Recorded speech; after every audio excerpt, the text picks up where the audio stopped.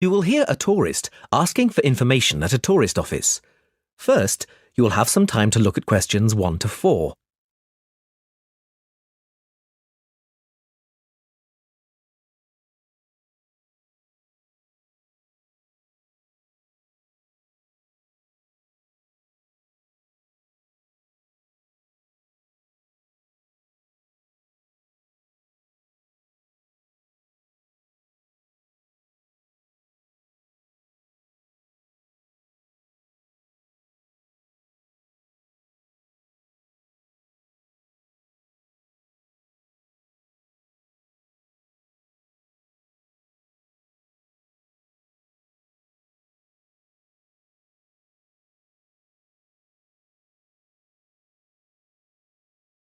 Now we shall begin.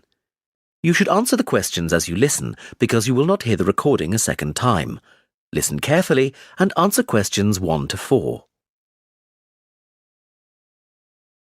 Hello, how can I help you? Hello. Is it possible to book a bus tour of the city here? Of course, sir. When would you like to take the tour? There are tours in the morning, afternoon and evening. Sometimes it's nice to see the city at night with the buildings lit up. We'll be going out for dinner tonight, so we'd prefer to go this afternoon. Oh, and it's for 2 people. Right. Now, I just need some details. Can you give me the names of the 2 people, please? Yes, Susan Field and James Carter. Susan Field and James... Sorry, can you spell your surname for me, please? It's Carter. Carter. Thank you. And can I have a contact telephone number? Why do you need one? Just in case we have to cancel the tour and need to contact you. I see. Well, my mobile number is 07988 636 197. That's 07988 636 197. Now, can you also tell me which hotel you're staying at? The Crest Hotel. Oh, no, sorry. That's the hotel we're staying in next week. It's the Riverside Hotel. Oh, the Riverside is a lovely hotel. Are you enjoying your stay? Yes, we are, very much. We'd definitely recommend it to others. Oh, I am glad. Now, I can book you on the tour at 4 p.m. Would that suit you? Alternatively, there is one at 2. 2 would be better for us, please. Right. That's booked for you, sir. 2 people at 2 p.m. today, August the 14th. You pay the bus driver when you get on, and it's £4 per person. Thank you very much. Before you hear the rest of the conversation, you have some time to look at questions 5 to 10.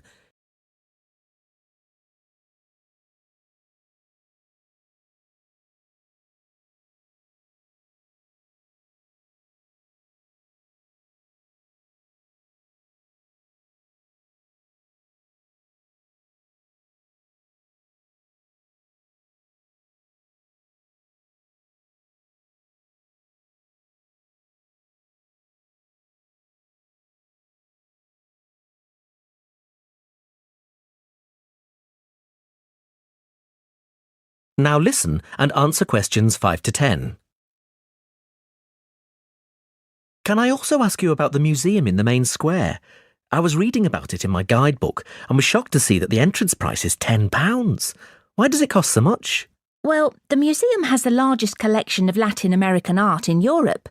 People come from all over the world to see it. But that's not the reason why it's so expensive to get in. You see, the building is very old and it needs repairs. The £10 ticket cost will go towards repairing the roof and the walls. I see. Well, I suppose it's worth paying £10 to see the collection. Yes, I think so too. Is there anything else I can help you with? Actually, there is. I was wondering if you knew of any good restaurants in the area. Well, there are a few restaurants near the harbour and a couple on the beach, which are nice.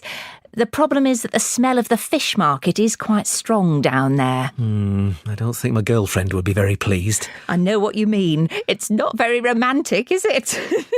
My advice would be to go to the next town. It's bigger and the restaurant selection is wider. You can get there by taxi and it only takes about 10 minutes. The town is quite picturesque. Is it for a special occasion? Yes, it's my girlfriend's birthday, so I'd like to go somewhere special. Do you know any of these restaurants well enough to tell me about them? Well, I know about a few of them, and there are pictures in this leaflet here. Oh, this one here is lovely, the Bellevue, and it's extremely popular. It has a famous chef, so it's not cheap, but the standard of the food is very high. It's right by the sea, and there are wonderful views if you get a good table. Then there's the Lighthouse Cafe, you can see the picture here, which isn't really a cafe at all. In fact, it's a great restaurant, and a lot of TV celebrities and actors eat there. The place has been going for over 100 years. It's quite an institution around here. I'm not sure about those two. They sound too expensive to me. I was thinking of somewhere small, not too upmarket, but with good food. In that case, what about Harvey's? The same family has run this restaurant for over a century, and it's reasonably priced and really popular with local people. Oh, and there's another family-run restaurant, Stonecroft House. New owners took over a month ago, and they're getting good reviews. There's a new chef there, and the food is meant to be very good. This leaflet has the contact details for all the restaurants, so you can just call them if you'd like to book a table. Great, thanks. You've been very helpful.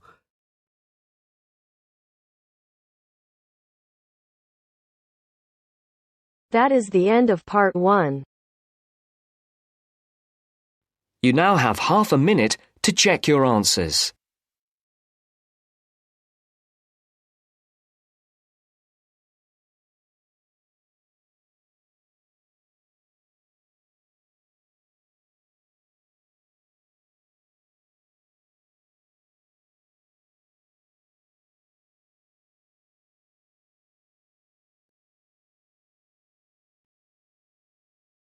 Now turns to part 2.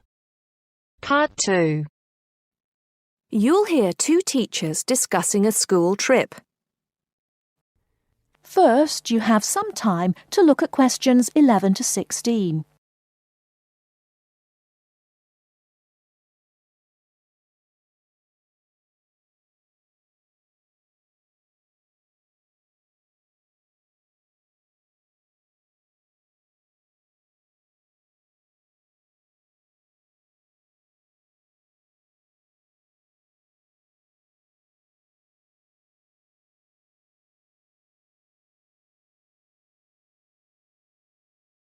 Now, listen carefully and answer questions 11 to 16.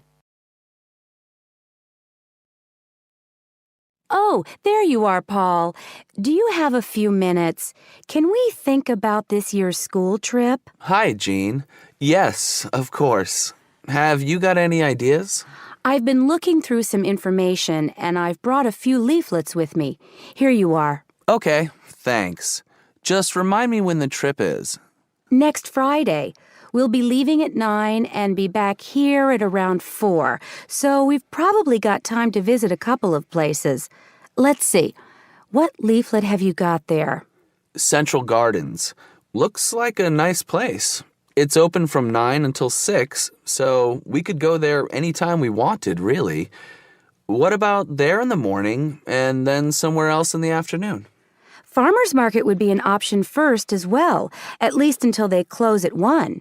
Or we could try Grey Castle. That should be possible in the morning or in the afternoon. Oh, hang on. That's at the weekend. The last admission is at noon on weekdays. Greenhall says the same thing. Queen's Park opens at 8, so we could go there first. Or, according to these times, we could go there on the way back to school, because they don't close the gates until sunset during the week. Okay, that gives us a few options.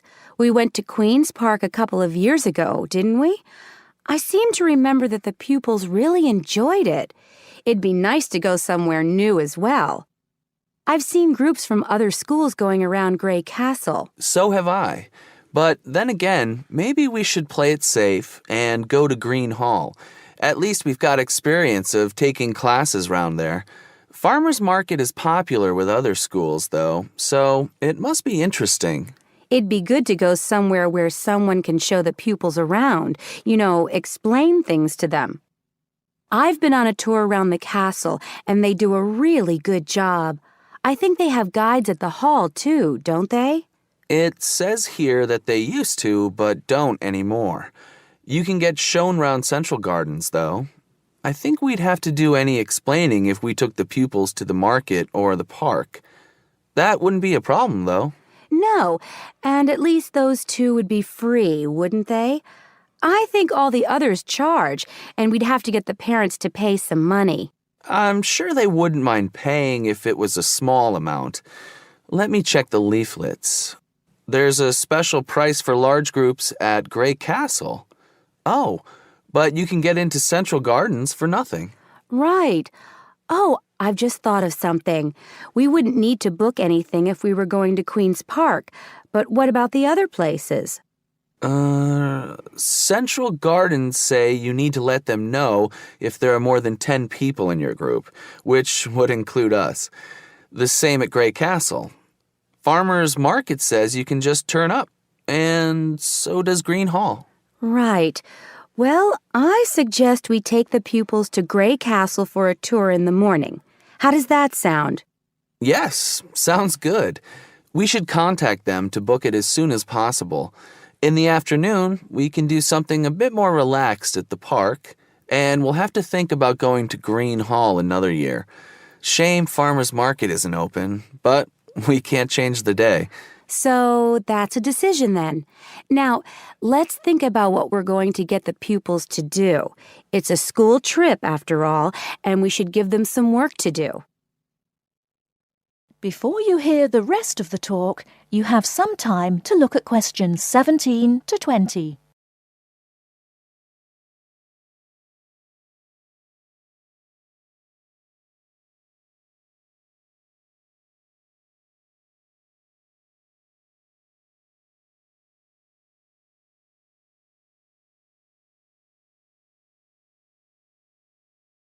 Now listen and answer questions 17 to 20.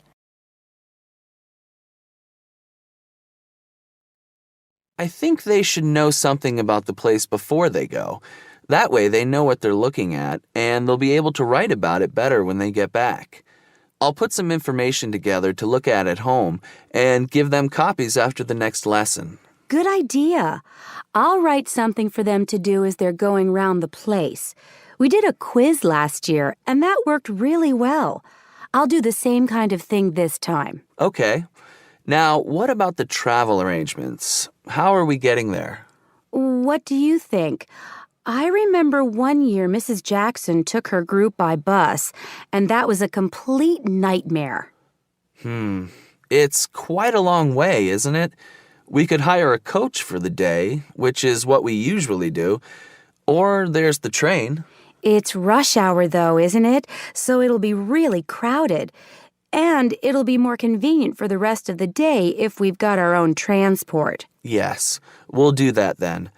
Anything else? Oh, we need to let the parents know what's happening. We could ask the office to call everyone.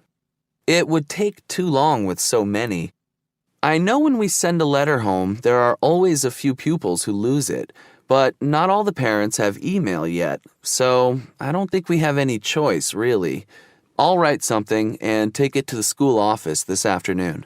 Right. I'll go and tell the pupils the good news.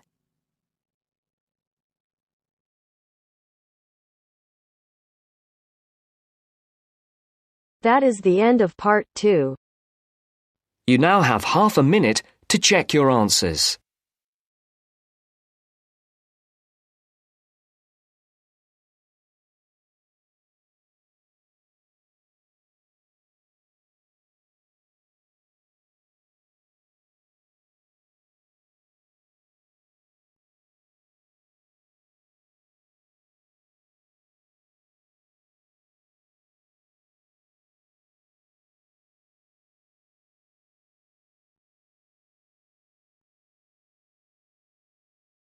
Now turns to part 3. Part 3. You will hear two students, Jenna and Marco, discussing a business studies project they have to do. You now have 15 seconds to read questions 21 to 24.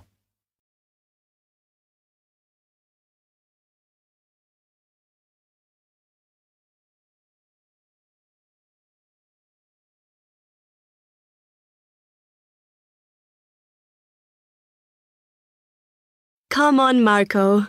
We've got to get on and sort out this project for Professor Buckley. Hang on. I want to make sure we've got all the information. Now, where are we? Well, today we need to sort out exactly what we're going to do and how we're going to divide the work up. Okay. How long have we got, by the way? The end of term is April 6th, and he said to hand it in on week 8, so that's March 25th at the latest, because the beginning of that week is the 21st, so not long. Right. Have you got the notes there? Yes. He wants us to do a fairly small-scale study, like the last one, on whether or not businesses were offering more benefits to staff. And we've now got to look at the rise in older workers. It should be fairly straightforward. Yeah, as long as we keep it small. Who's marking it? I don't know. Sometimes he gets the PhD students to mark it for him. Oh, actually, it just says here, a senior lecturer. I suppose it's too much for Professor Barclay to do them all. Yeah. Anyway, how are we going to go about this? Well, we have to decide how big we want it to be and who. Yeah, but I think we must sort out a timetable for the project. Otherwise, nothing will get done. Okay. Do you want to do that? All right. I'll do it as soon as we finish here. Before you hear the rest of the talk, you have some time to look at questions 25 to 30.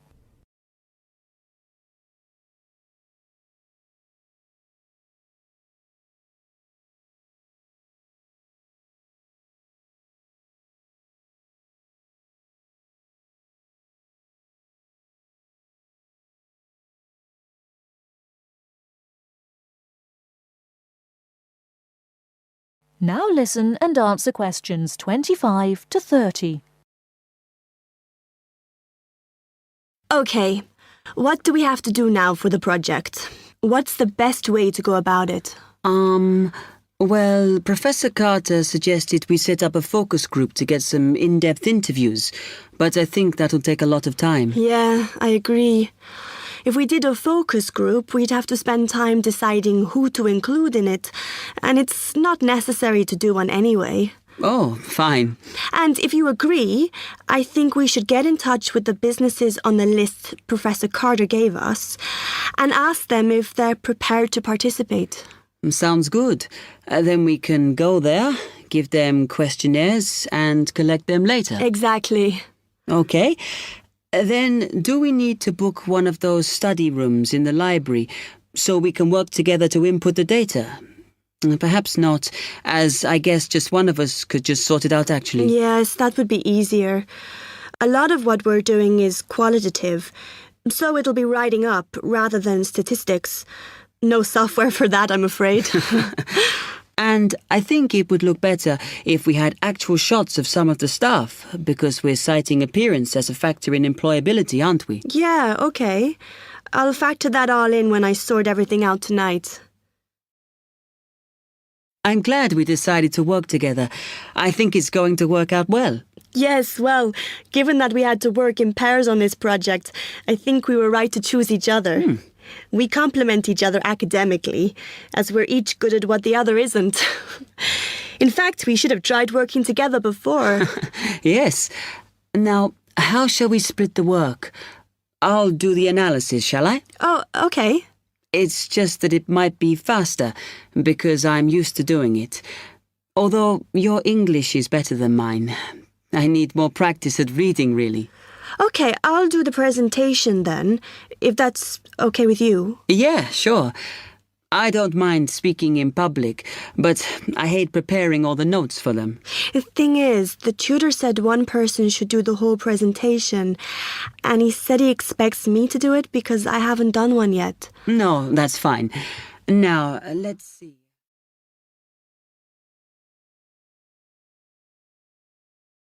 That is the end of part 3. You now have half a minute to check your answers.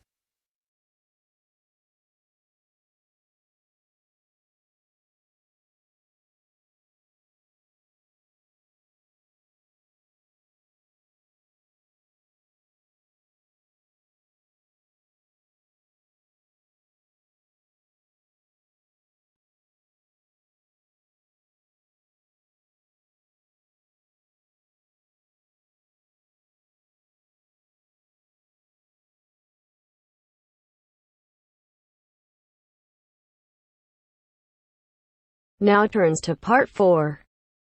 Part 4. First, you have some time to look at questions 31 to 40.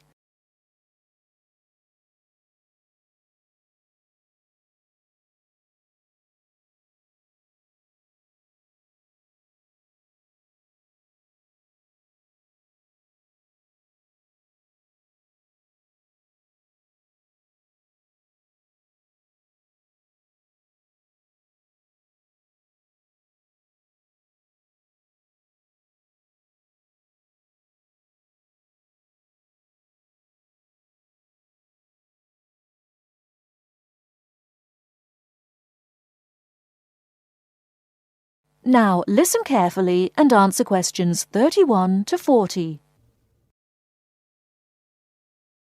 Today I'm going to talk about the city of Barcelona and its architecture. First, the city. Barcelona is a city of some 1.5 million people. It is a port situated on the northeast coast of Spain in the province of Catalonia. The people speak Catalan as their native language, but most are also fluent in Castilian Spanish, and some speak English too. The city centre is surrounded by a ring road which encloses a grid with two major roads running diagonally across it. These are the Avenidas Diagonal and Meridiana. Probably the most famous street in Barcelona is La Rambla, which connects the Plaça de Catalunya in the town centre to the statue of Columbus on the water's edge. All along the centre of this wide boulevard are stalls selling flowers and artistic works. Barcelona was founded by the Carthaginians from modern-day Tunisia in North Africa. It grew under the influence of the Roman Empire, later becoming the capital of Spain. Under strong government, it expanded its trade, exporting cloth to other Mediterranean ports, and establishing itself as a financial centre. It went into decline after 1400, and in 1640 it was the centre of the Catalan Revolution against King Philip IV of Spain. Now it is considered by many to be the cultural centre of Spain, and the Olympic Games were held there in 1992. Now to the architecture. Throughout the city, there are many fine buildings, churches, cathedrals, markets and squares, which date back to the 13th century. One very fine square, which can be entered from La Rambla, is the Plaça Real, or Royal Square. This was built by Molina in the 19th century. 7 narrow passages lead into a large central area, which is surrounded by 2-storey buildings. Most of the ground floor is occupied by restaurants and bars, and it is traditionally a place of music and entertainment.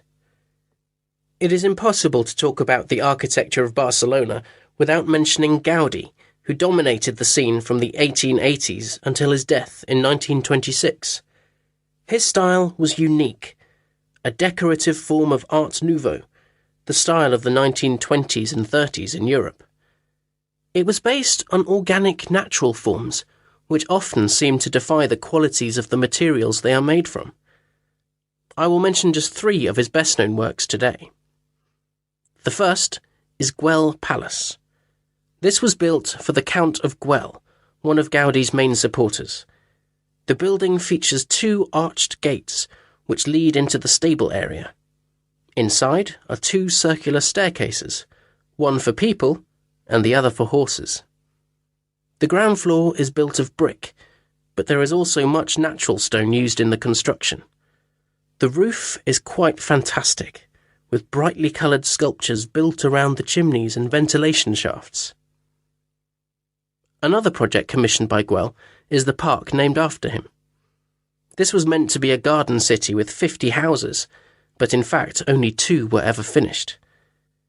The influence of nature is strong in the cave-like spaces and animal figures, and again, much use has been made of brilliantly coloured surfaces. But the greatest of Gaudí's works is still under construction, and it is not expected to be finished until 2041. He began work on this cathedral, known as La Sagrada Familia, Church of the Holy Family, in 1882, which means that it will have taken 159 years to complete. The finished building will have 18 towers, the highest being 170 metres high. The building will be 95 metres long by 60 metres wide, and it will hold 13,000 people, a truly impressive monument to Gaudi's great genius. And that's all we have time for today. Next week, we'll look at some of Gaudi's smaller projects and also his furniture designs. Please make sure that you complete your assignment on Le Corbusier by this coming Friday. That is the end of part 4. You now have half a minute